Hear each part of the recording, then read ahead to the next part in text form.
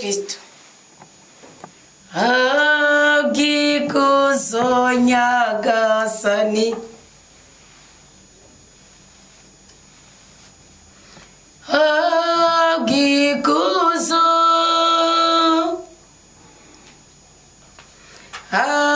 agikuzo nyagasani Yesu Kristo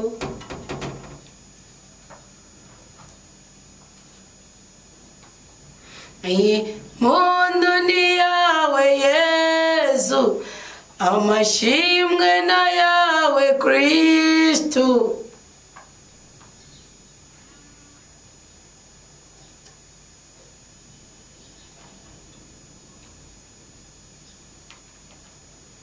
reka tukwamamaze ko watitangiye ugatanga umubiri wawe kumwe n'amaraso yawe uragarusingiza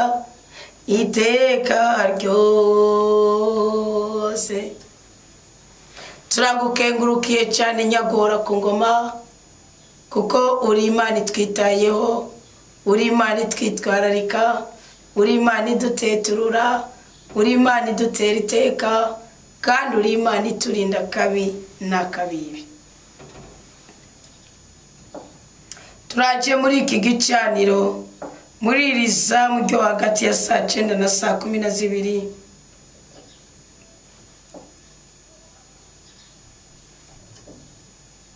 kugira ngo uhembure ubuzima bwacu,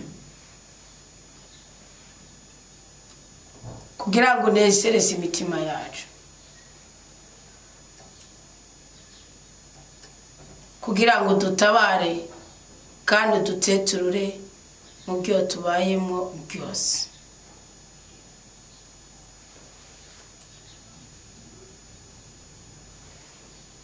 Turasabye ngo amaraso ya Kristo adutwikire ubwoko bwawe.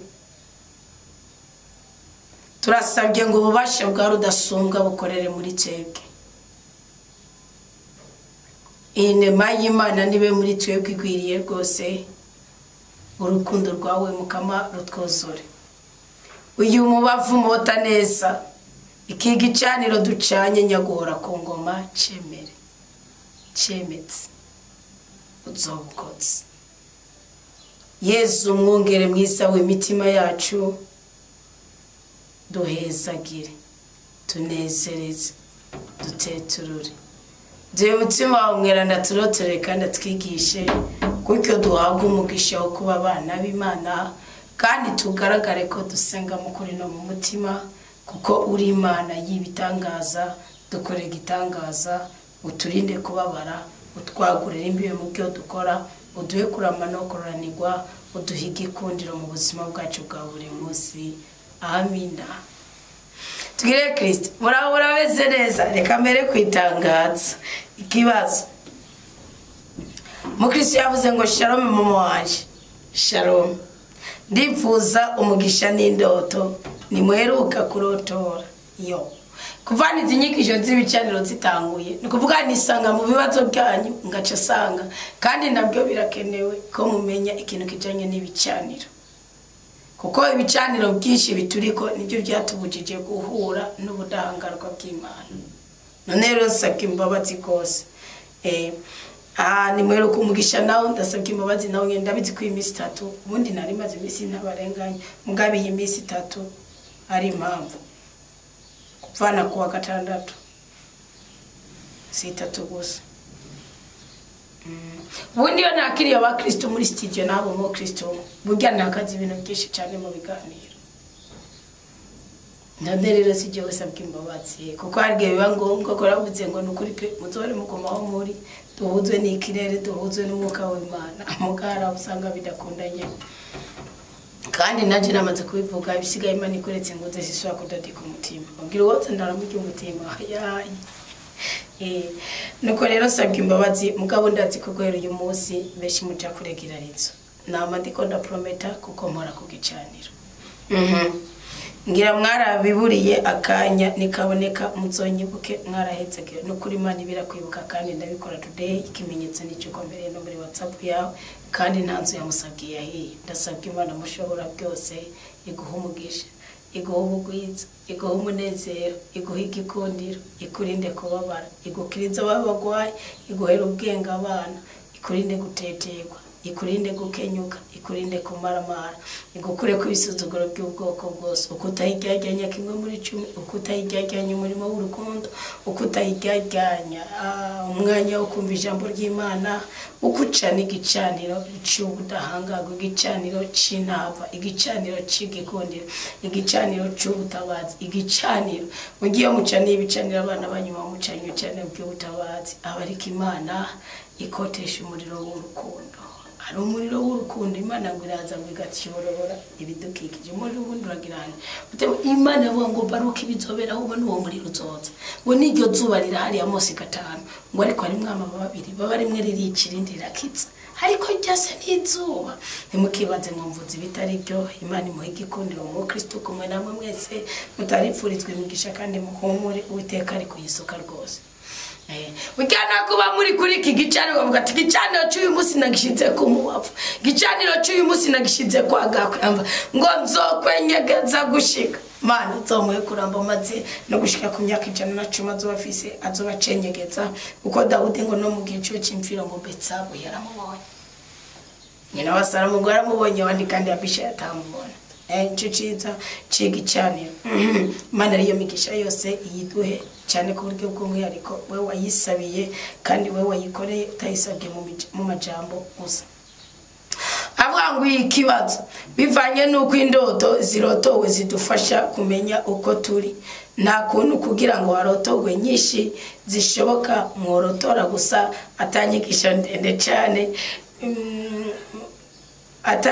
ndende cyane muyihaye kuko indoto imwe usanga itwaye isaha yose muciye mudomako mugatanga na verse yo gusoma gusa byofasha mumbabare cyari gisaba n'ukuri pe nta nuko turinda kukubabarira ugize neza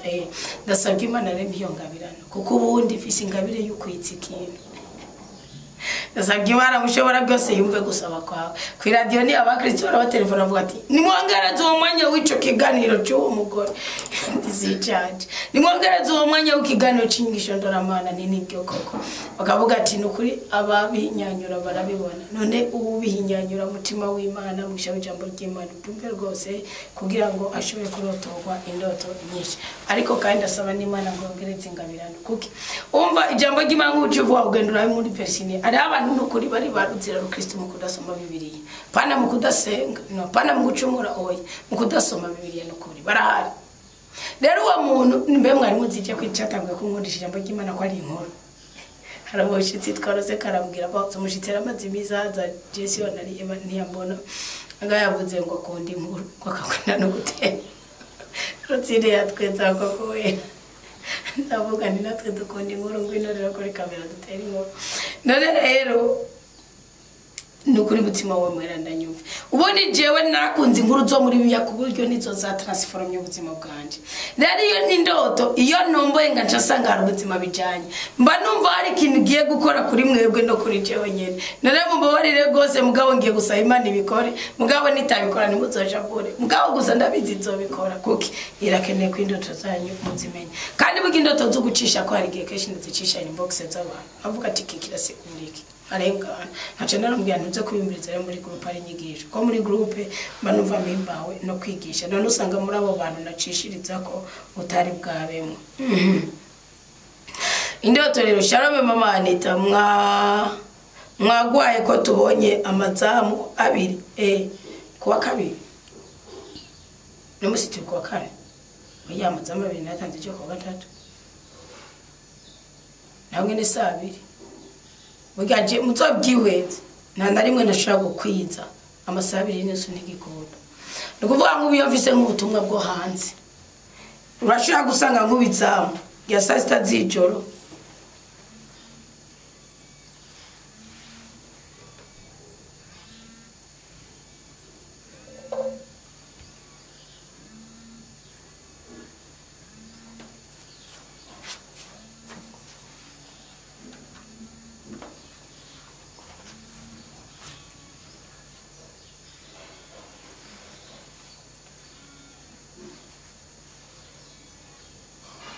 urashaka gusanga nk'ubu izamu rya saa sita z'ijoro agizene izamu rya saa sita z'ijoro rifise nk'isaha usanga irya saa 9 rifise isaha usanga irya saa 12 rifise isaha muri ico gihe nshobora guhagarikira ngaha amazamu mugabo kuko mfise ubutumwa hanze ngicane mba ndakijanye hanze ubyumve kubera nakindi kiba gishoboka nkagaruka murindi zamu rya saa 12 iyo kashi nigihe bitubiranye n'ubutumwa bwakurikiranye nk'ubu kwa gatandatu nari nakiri mu muri studio ndamwakira gushika no mu joro yavuye arara ubukeye kwa Mungu nari kwiradiye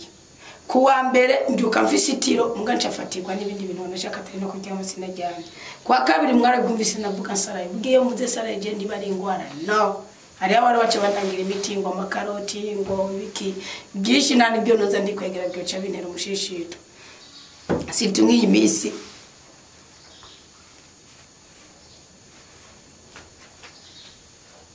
byinshi nani byo noza ndi kwegera byo cha binera umushishito cyane cyane nk'iyi misi mbade mu mafongo nukuvuga ari baritiro mbangene umwanya kujya mu masata 3 4 5 akurikira cece na 5 niyavura imihogo yanje nukuvuga rero ikintu kwa kabiri narakuje amazamu je kwa gatatu niho natangiza mu gasa 6 ya saa 9 n'ijya saa 12 ndavuga zamu ryo hagati ya saa 6 na saa 9 z'ijoro izamu ryo hagati ya saa 9 na saa 12 zamu ryo hagati ya saa 12 na saa 3 nasubira iryo mu joro nanjye barasubira saa 12 bica biraba nikuvuga ubundi oya sinena kwa sinzi kintu cyabaye sho gusanga ari connection kwa kabiri natanze amazamu kwi habaye kwa kabiri natanze amazamu kwi kwa kabiri ejo nijoro nabyuka gusenga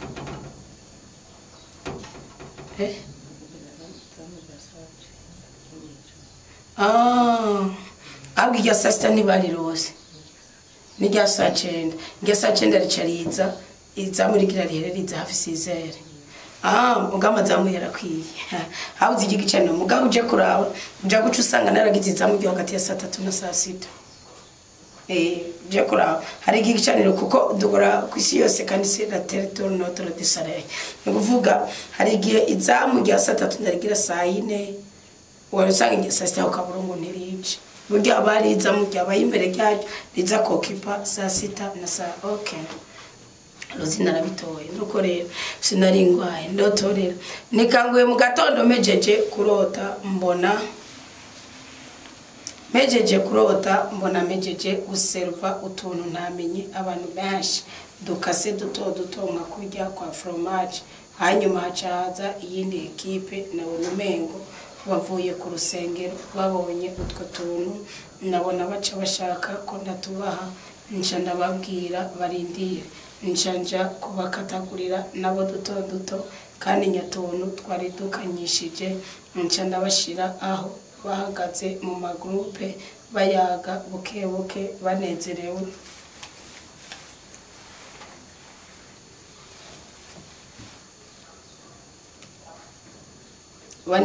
cyane nabona ntembereza umwe wese atora kamwe mu nyuma njabona abandi bicaye banezerewe barindiriye ibyo ndabazanira bo nabona ari abo muri famille cyane cyane muri bo sinzi byari bihari mbona nka batatu baratoye barariye namenyemwo oncle bari banezerewe rwose nanje nishimye ngiye kubazanira ibyo nabateguriye je ndikangura byabisiguri kugiye ko muhesha umugisha kanozo zibyo wabwiye ko muhesha umugisha no kuvuga baseka ngo akaronga simvuga verse biblique ndagwa karorero wana ku munsi wa Pentecote siko hari kuntu bakati ingabirana tuba tumaze imisi dusenga hari kuntu bakati ingabirana dusenga tuba twacanye igicaniro cy'amasengesho ya misi 9 dusaba mutima mwiranda cyangwa icaniro ducanye cy'amasengesho tuba twakataguye ingabirano ni Imana ibibonekire ku mutima w'umuntu n'icyo yamugera n'icyagira burya urashobora kwaturira umuhamagaro wawe kigayi yawe bajya bakatagura nabaki nabindani nabo muri komite nabizigirwa nabo kuri ico gicaniro no bita nka bene elevi abakora pana bene Aroni no nikakusanga ari patira ari karakata ni bene Levi sibyo abasukura mu ihema kandi nabo kenshi usanga bazitembereza ariko kuzitemberezaho bashobora guha n'ubundi muntu bari wese kagirana urumva ko buri muri uwo muryango no kuvuga umuhesha w'umugisha urubudahanga urubudasanzwe buri mu gihe cyo kugaburira abantu ni nkuko babwira ibyiza byakoye ko muri komera Kristo ni mutima ukabamira ibyaho cyo gituma wakataguye utuntu udatahura utuntu utamenya utuntu utazi cyo bisigura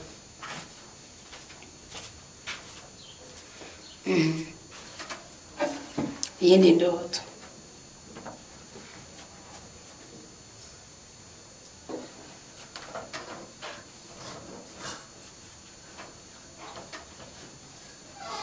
ijoro riyeze narose mbona ndahantu umengo ni kuri cimetière ariko nta kimenyetso na kimwe cerekana mu ndoto ko ariho twari babiri ariko uwo twari kumwe nawe namenye wamenye gutena kwa cimetière duhagazaho nukuvuga ko atakimenyetso ntamva na musaraba nararangamiye hejuru mbona igihome kigufi ariko kirekire muri rongere kigiye guca mu burebure ari kigufi nabona uvuga cagutse mugabo nabona iyo kigarukira umengo cyubatse n'amabuye kiri hejuru yacu umenga ni ku musozi kandi narumva aho hejuru amajwi y'abantu nkiriko ndaraba nca ndikangura wana nkano nca ndakwiye kugenda usome muri Yeremiya 2 ndabizi ntihodotore kwindoto yawe bwamindotero toka muri Yeremiya 2 nakugize inkingi buryo umunyamugisha ko nawe isanzwe hano muri mumva kabona ikimenyetso iyo ubona ikimenyetso cyo haba ari mumva nyene mwakomba ni nkuko wowe uri mu karere k'abantu b'imivumo akarere k'abantu b'ibisuzuguyo akarere k'abarozi akarere k'abamuza akarere k'abanyeshari mugabo akaba ari we nkingi y'icuma Imana yasizera birotogwa no muri Yeremiya 2 ndakoreke wirotorere ndakoreke nukuvuga umuryango wawe uri mu gihe cyo gutabaga mugani we muhesha w'umugisha we wahabaye utabona neza ko aho hantu hari agacinyizo hari iminaniro hari ibigirwamana wahabaye utabona neza ko aho hantu ari mwibore mugakubwo kwigora kwa kubwo ugusenga kwa kubwo gupfukama kwa kubw'ibicaniro uri kuracana Imana igiye gukuraho ibindi bicaniro byose niyo mpamvu ubona uruhoma rurerure umugisha murawufise ubuzima murawufise mugabo uburyo bwo kubugera ko bwari bugufi bigiye gukomoka iwawe nibyo Yeremiya yahishuriwe ugamira mukamashikiriza ijambo avuga ati uboneka Yeremiya we mvuga ni mbona ishami ry'igiti cumu Shadeki umukama ambwira ati byo wabonye nibyo kuko ngumanderetse ijambo ryanje ngo rigirene ngo riranguke urumva Imana irarinze ubuzima bw'abagukikije n'ubwawe nyene ku bwawe ni ku bwawe ndabivuze ibi byeretswe Yeremiya hinge tuganire gatoya murongo wa 13 wandace muri Yeremiya rimwe mugindoto ya buri hepfo gatoya ngo mukama ashikiriza ijambo bwa kabiri avuga ati uwo niki mvuga ni mbona inkono irikirabiragira mu buraruko iraba ino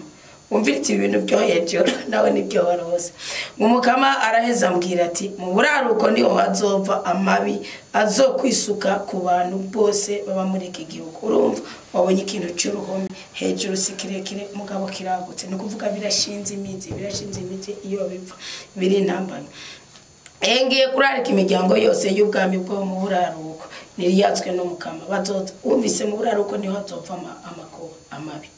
bimenyetso zobibona niyazwe no mukama bazoza umwe wese ashinga intebe yiwe y'ubwami mu gwinjiro rwa marembo ya Yerusalemu imbere y'imome zose zikikuje n'imbere y'ibisagara byose by'Ubuyuda nzobafatira ingingo kubera inabi yabo yose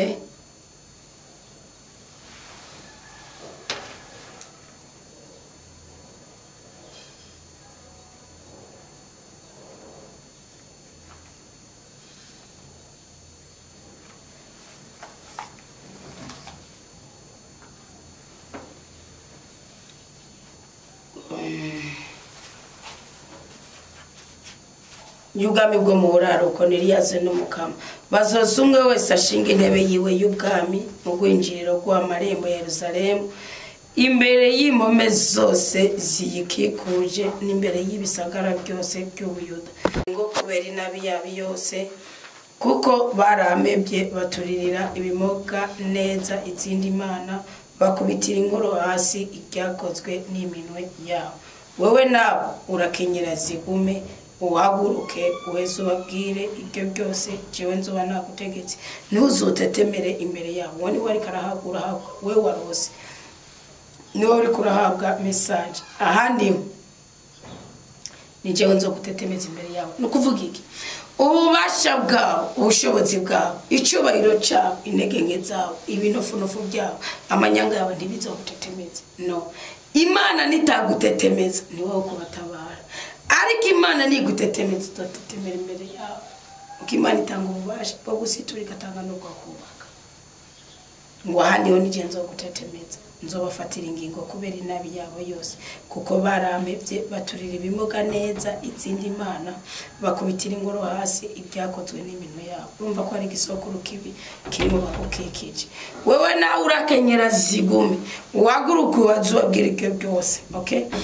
je uyu munsi ndakugize igisagara kizitijwe amabuye, inkingi y'icu, impome z'umuringa imbere y'igihugu cyose, imbere y'abami b'Ubuyuda, imbere y'abatware biwe, imbere y'abahereza nkuka biwe, n'imbere y'abantu b'igihugu ciwe. Bazokugwanya ariko ntibazogutsinda kuko ndi kumwe nawe kugira ngo ndakurokore niriyazwe n'Umukama. Uje kubandanya rero same uraja gukora mu message yawe ariko ahira nahagije igaragaza yuko uri umuntu Imana yishimiye igomba kwiheshereza mu cyubahiro kugira ngo umuryango wawe utabagwe, umuryango wawe ukomere, umuryango wawe ukugwe mu inyatsi, umuryango wawe ukugwe mu imvugo iturumbuka, umuryango wawe kugwe kubugwayi, umuryango wawe ukugwe kw'ibisuzuguriro bitandukanye. None Imana mushobora byose iguha umugisha, iguha iki gusezeraniye kuguha, ishingire ku bicaniro, ishingire ku twigoro, iheze iguhe ico cyose umutima wawe wipfuza. Mu izina rya Yesu Kristo uhabwe umugisha, uhabwe umugwiza kandi urindwe kubabara. Amen. Iyi ni ndoto.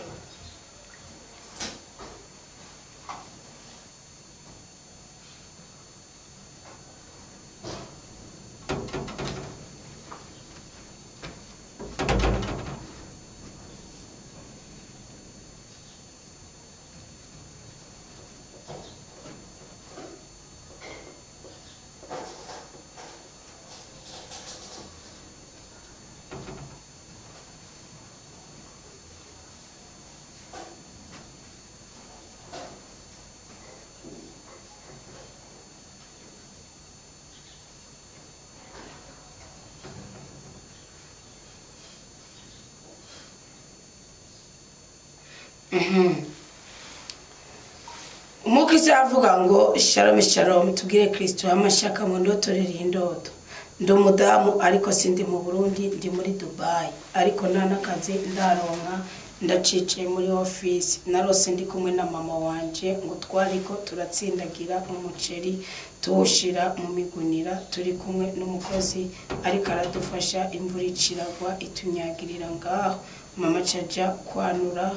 uwaruri hirya bajanye n'uwo mukozi, nanje incanja upfuka uwaruri mwishitingi ariko biranka ko ndawupfuka neza kubera napfukisha iyo shitingi nyene wanikiyeko. Nkwezaha umfuke nkaca sanga ari aho udashika kandi ahantu twari turi ngo ntanzo zari zihari. Nuwo twasize mu mipfuko kubera wari wuzuye cyane, yasaba ko umuntu yohambira abajije kuwugabanya hama inca ndikangura imvura ikitunyagira. Gusa aho hantu twari turi sinamenye ahari. Umva kuri mu buzima bw'akavuyo, uri mu buzima bw'umunaniro, uri mu buzima bw'agahinda, uri mu buzima bw'igisokuru kibi, uri mu buzima bw'agacinyizo, uri mu buzima bubi, mu buzima bwo guhereka, uri mu buzima bwo kubikora uko ubyumva, ariko kandi hategereza kuba ikindi gitekerezo, ategereza kuba ikindi gikorwa ufata umuceri mu ishitingi ukuvuga ucuwegeranya ugacufuka uzogawegeranya ugacufuka kuba wawufukira kuri wawundi no kuvuga wagomba kugumya ushanje abari kugirana byasaba kumera nk'uwegeranya ukaba nk'ikirundo hagati ugacukuza ishitingi ukarenzako okay no kuvuga iki ubundi kugira ngo tugendane n'Imana dukorane n'Imana birasaba ko dusasa ubuzima bwacu imbere y'Imana twebwe ati Imana ibi wabibonye ibi byubatse umunara byo bineje umwana byo bwira ubu rero nje gukora mu mbaraga zawe ugace wakira bwabo bubasha bw'Imana kuko nibwo bushashe ko ubutunzi bwacu ibinyantete imisi yose n'ubutunzi bwacu ukabwira ukabonemereza ko birakunda cyane ko umuceri ubufukisha ishitenguriko kubera ucugira ikirundo gishinze hagati ugacugira birakunda ko umunyamibabaro asenga Imana ikamwumvira birakunda kuba tawe yongera mugabo birasaba iyindi mbaraga birasaba ubundi bwenge ninkuko Imana yo bikura kubwira ati wowe uri kwishinga uko nyukarekara bikore kubishinga kubanyu bimeze uriko wishinga bya mugabo hari iyindi mbaraga hari undi butware hari ubundi bwenge ukeneye none rero cyane igicaniro cyo kugirane cyo gufukura ubutunzi bwawe aho uburi utandukane n'iyo mvura iri kiranyagira ubuzima bwawe ikindi naco kuba uri muri office uri hanze ukaba ugishamereye byasigura iki ni mu cyacu nibyo bisokora bantu mutaraje hanze muri ko muragenda cyangwa mwagiye hanze mutarahagirira amahirwe genda mu cyacu n'ibisokoro byanyu kuko igisokoro cy'ubukene igisokoro cy'inyatsi igisokoro cy'inzigo igisokoro cy'inzige zikurira ibyawe nicaza kigusanga utacanye igicaniro cyawe uzokomeza ukene kandi uri Dubai ukomeza ukene kandi uri Oman ukomeza ukene kandi uri Saudi kumuvuga ngo reka mari imyaka 5 ngo reka mari imyaka 3 yimara atacuri marira kubera iki ari igihe ufise umuvumo w'umuntu akiriho uwo muvumo w'umuntu akiriho kamfatire ku kiriho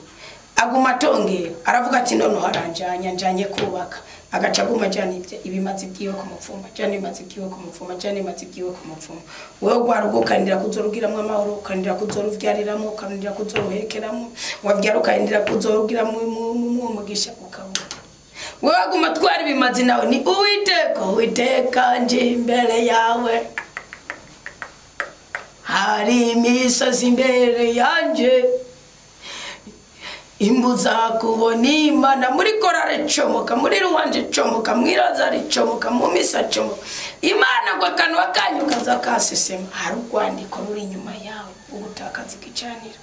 kandi warakwije imyaka 8 Kristo igicaniro ciwe yakigaragaje ku myaka 12 Yozefu igicaniro ciwe yakigaragaje ku myaka 16 Daniel 16 Bashadurake bameshaki none ba Kristo avradi nukuvuga rero ari ibintu mwatakaje mu buzima bwanyu kubera gutakaza ijwi ry'ubuhanuzi gutakaza igicaniro comoka ukagenda uwakuroze uwakuvumye uwamwashwanye kakuvuma kukiri mu mushwano uwo mushwanye wo mugwanya kakuvuma mvumura gufata akagirana akagutongera ikintu kikakubako ukazorindira kwico kintu cikurako ukakibura why not kubera iki yapfuye gucana igicaniro cyukatacu uzovamo utazorongorwa nawe nuracana igicaniro kikivuguruza kubwimbabaza uravuga ngo narireze gusa ko twacanye narireze gusa none warireze wakuyoca igicaniro ciwe kigoma kivuga imbere ya shetani nawe igicaniro cyawe nikiravuga ngo uvuguruze cya gicaniro kiri ku izina ryawe nako katwe kawe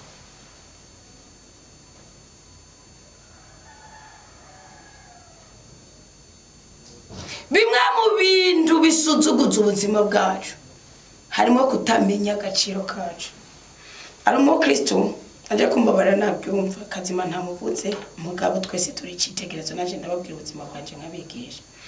uwo mu Kristo yahize umuhigo muri komera Kristo ni muzima arahiga umuhigo arabwira Imana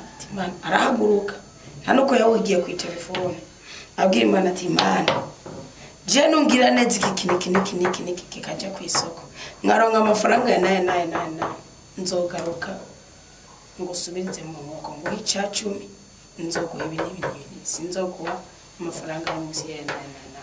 nagenda babwiza kuri ngo hari umuhigo w'amafaranga ari mu icacumi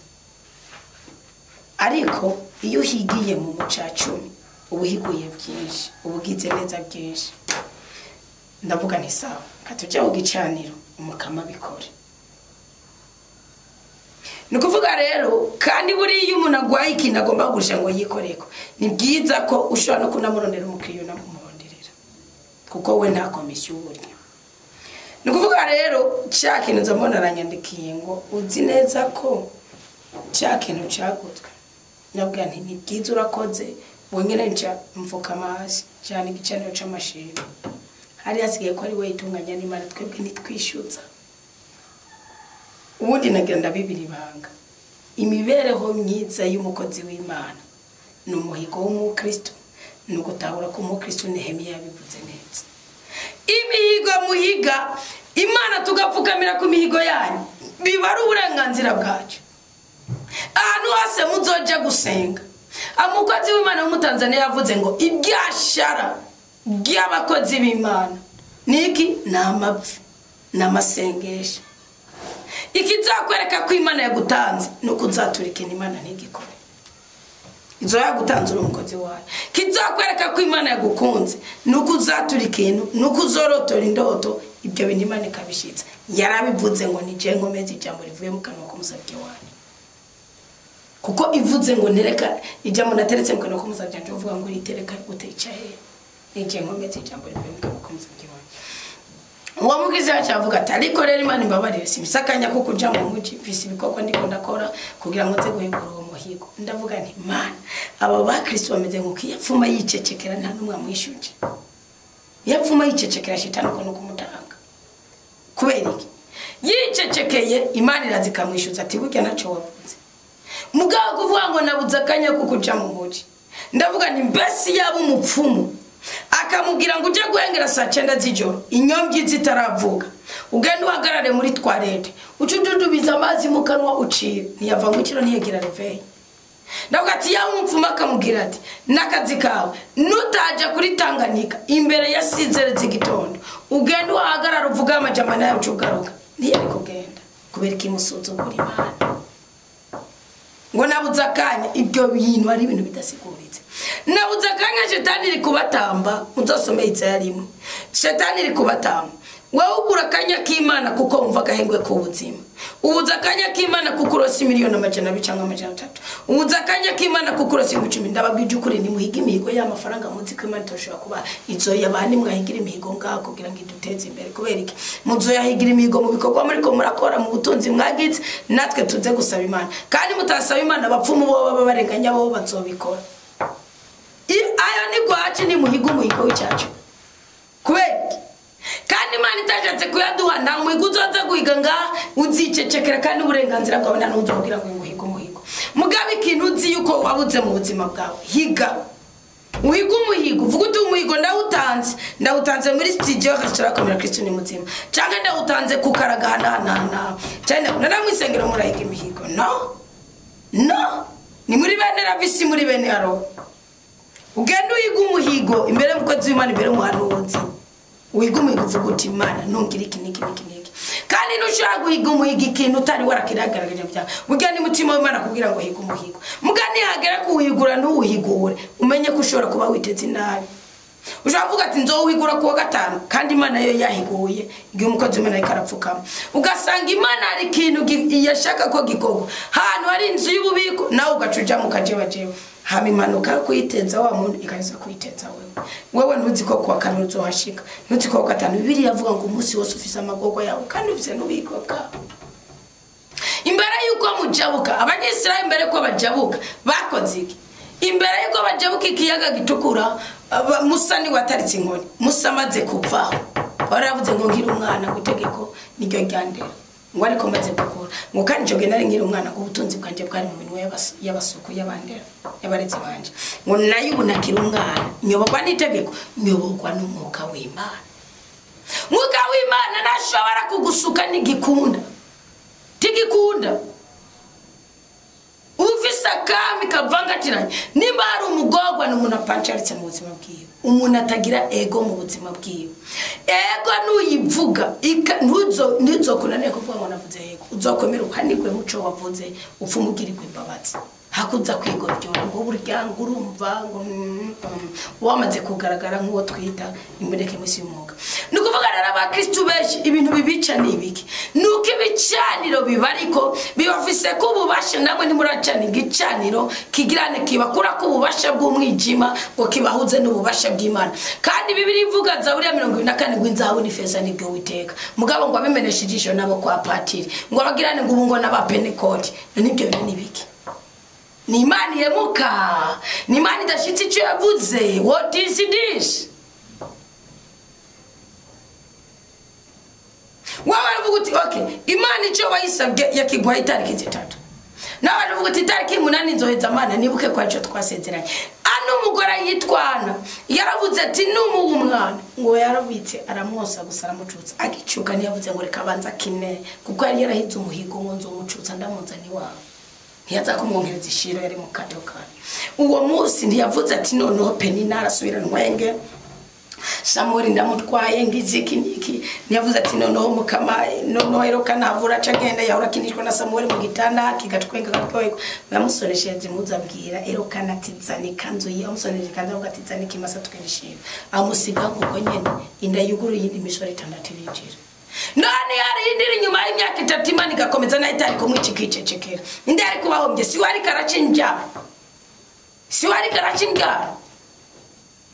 mutigishwa nimwigishwa iby'uburyarwa nzogo bamvuga ngo turakaze ngo tugire iki ikwitegeko riko mukama ntuzorurasha none mukristo ushomerereye mu mahanga pfukama ku muhigo wawe ubw'Imana uti ndahize umuhigo washaka utange muri komera Kristo ni muzima ubutanga uvuga uti maze amezi 3 maze 5 muri Dubai ntakazi ndaro uvuga uti ndahize umuhigo ndongera kaza hahana urahari ndahize umuhigo ndonera impapuro hahana urahari cyane igicaniro cy'umuka ni nabyo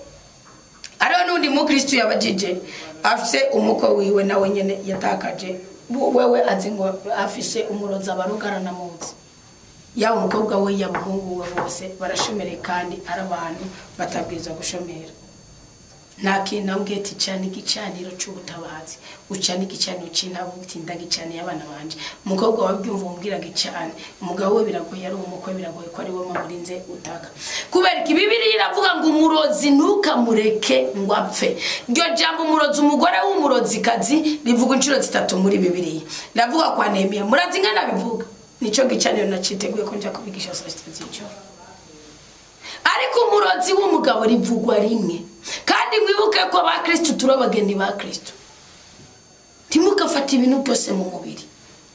imbere yuko uja kunezereza abana b'abantu gendo nezereze Imana hari undi mu Kristo nawe yavuze ati jewe waregeje cyacu ndabyumva ariko umutware wanje ntabyo arumva mugabo sino mucira urubanza nanje ndabyumviye ngaho muri komera Kristo ni muzima byumva nyene ndo mukozi wa leta kandi gutanga icyacu ku mushara wanje naco bintwaye ariko ikibazo ngomba kukubaza mbega kubyo turima byo twimbura natanze icyacu hari ico mbese cyane noza nibyo imbuye ngaca ndabitangira mu cyacu no kuko bari ubusuma bwo gusahura urugo byo wimbuye nibikiri byo kwa Levi kuko ubahakora cyane amafaranga ugeranye n'ibyo murima ganje n'ibyo murima no kuvuga ibyo wimbuye utagurishije nugurisha ukagurisha umuriyoni ukagurisha igice cyane tanga icyacu ku byo wagurishije mugaba nutagurisha ukarya harabugaburira arabugirane habari ibundi koko bw'icyacu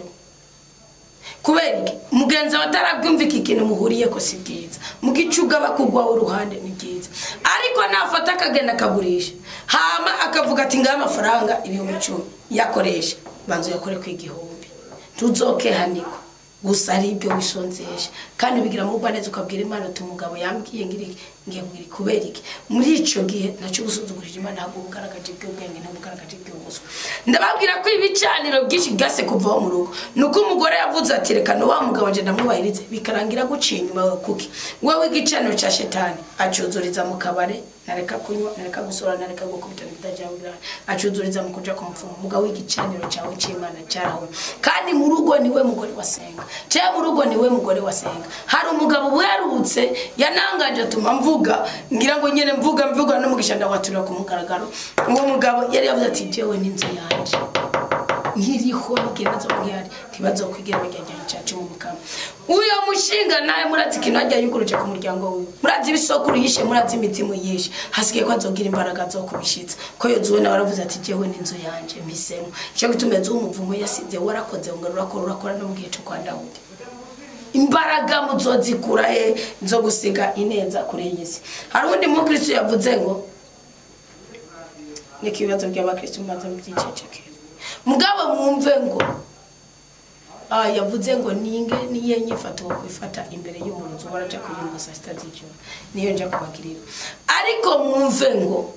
nimutacana igicaniro cy'ubutabazi nimutamenye ukuri nimutagendera ukuri biravuga muri Yohana 8:34 muzomenya ukuri muheze mu batoke tukabwira Imana ngo nzoguhejo ico yagushiriye imbere ngo yeho no munsi ntukabwira Imana ngo mbanje kubahiriza muzogira Kristo ngo umusore aramubwiye ati mwigisha ndaje ngo kurikira arambwira ati no kuriki nzotura n'ubwami bw'ije avuga ati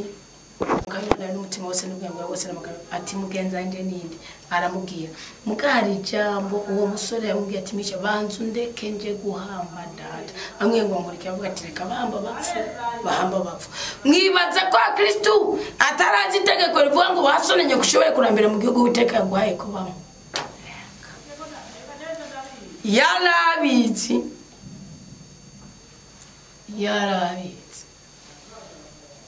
ubaha mukama kugira ngo ushobore kurambira mu gihugu guhaye kubamo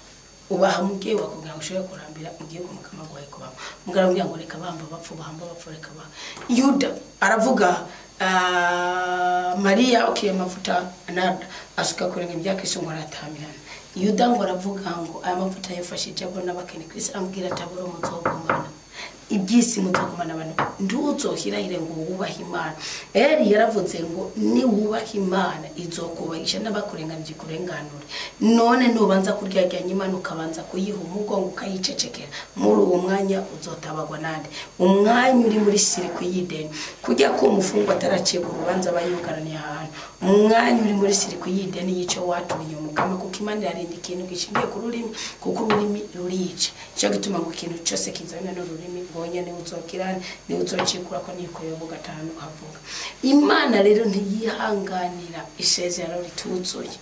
ihangana isezerano rituzuye none rero bakundwa bo mukama mwe muhiga imihigo mwebwe mubona mufite ibintu bidasobanutse higire muhiga Imana ushaka kugicana icyo vise utagifise ushaka kugicana amaranga mutima yawe ugira Imana sinzo ko ryagenya nongirira neza mwe mazinzo murabye Imana bakorera mugaye Imana rababara ngo irazindura mu mututungu nabe ko ari umuntu mari karataka shingiye ku butungane kabura hari ubutunzi twatakaje hari bwiza twatakaje ikabura none Imana itugirire ikigongwe Imana itubohore Imana dutere iteka Imana duteturure Imana itunezereze sibyo Imana iravuga ngo burya kuko wamemukiye ngo naje ahubwo megani muri Yeremiya 2:19 ngo sikibicawe cyo bari cyo kiguhana kandi ugahanwa n'ubuhemu bwawe ubuhemu bundi niki ni gusezerana ushitse jama unaitso ndosiceje uco ndosica hirya yejo tegera kandi ubone ko guheba umukama Imana yawe nuko utagira ubwoba imbere yanje ari ikibikibishe kuko imudatinya Imana ganana n'Imana uciye bugufi ugira ubuntu kandi uyitinya gose Misha 6:8 muri kwigishwa ijambo ry'Imana gute ngubu no musi hari Imana yaguhaye ukakiyima nawe kandi wayisezerane ko uzoyiha kuko utandukanye n'utayisezeraniye ngo hagusezerana ushitse ufu muri kagusezerana ndakubajije ushikira ibyago muri uwo mwanya wotabagwa niki cyutegwa n'umusuma ugategwa n'umuriro ugategwa n'ingwara ugategwa niki wotabagwa niki ni vya byonyi ni zanziga Imana irungika ko kuko twayihevye tegera kandi ubone ko guheba umukama Imana yawe no kutagira ubwoba imbere yanje ari kibikibishe niriyatswe n'umukama Imana nyene ngabo ni Yeremiya 2:19 Imana dutabare Imana tubohore Imana dutere iteka kandi duteture mu makuba y'ubwoko bwose duhabwe umugisha no mugwiza turindwe kubabara kandi tunezerwe mu izina rya Yesu Kristo turamekana turanirwe amen mwige guhiga umuhigo mwige gucanira igicaniro mukama niho muzotwitandukanya n'ibicaniro by'abarozi turaja kuganira ngeca saa sita z'ijoro ingene woca n'igicaniro gishobora kwima ububasha kikavunagura mu maboko y'abarozi bose abambuzi bose abangushi bose ariko nawe kuko uruhande hari icyo wakoze ari n'icyo Imana yakoze nico tuja kuganira Imana iduteturire mu makuba y'ubwoko bwose iduhe kuramba no kuranirwa wumva umutima nyihanganira mbabarire rwose mbona nabuze ku izina ry'Uwiteka sinabuze ku izina rya Anita amen.